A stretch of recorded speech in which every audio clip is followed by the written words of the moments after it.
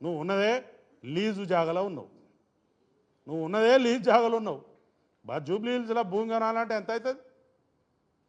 రూపాయి 10,000 వస్తుందా? ఎవరో రాజకీయ నాయకుడు ఇక్కడ మీ ఇండస్ట్రీ డెవలప్ కావాలని చెప్పి మీకోసం ఒక సౌలత్ కల్పించారు. వాపును చూసి బలమని పొంగిపోదు. మీకు అంత వాపే, అది ఎప్పుడు పోతుందో ఆ గాడుపు పోతుంది, పబ్లిక్ తీసి పడేస్తారు. ఆల్రెడీ సగం తీసేసిండ్రు, మిగిలింది కూడా పోతుంది. దయచేసి